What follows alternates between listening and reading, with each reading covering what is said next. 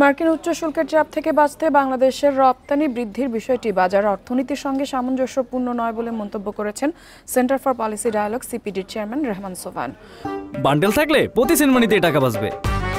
বিকাশ send money bundle কিনে জিতুন প্রতি লেনদেনে। মঙ্গলবার এক অনুষ্ঠানে তিনি বলেন, মার্কিন প্রেসিডেন্ট ডোনাল্ড ট্রাম্প যেভাবে দ্বিপক্ষীয় পর্যায়ে বাণিজ্য ঘাটতি মোকাবেলার চেষ্টা করছেন, পৃথিবীর ইতিহাসে তা বিরল ঘটনা। এমন ঘটনা আগে কখনো দেখা যায়নি। এছাড়া ট্রাম্প যেভাবে বাণিজ্য ঘাটতি কমাতে চাচ্ছেন, সেভাবে ঘাটতি কমানো সম্ভব নয় বলেও মনে করেন রেহমান সোবহান।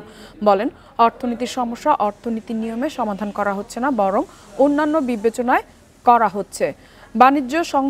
বিশ্ব বাণিজ্য সংস্থা এখন অনেকটা নিষ্ক্রিয় হয়ে পড়ায় মার্কিন শুল্ক নীতির বিরুদ্ধে কোনো দেশ ব্যবস্থাও নিতে পারছে না।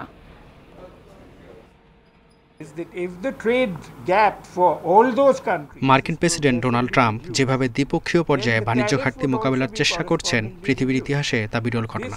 এমন ঘটনা আগে কখনো দেখা যায়নি। এর মধ্য দিয়ে বাজার অর্থনীতি ছুঁড়ে ফেলে দিলেন ট্রাম্প।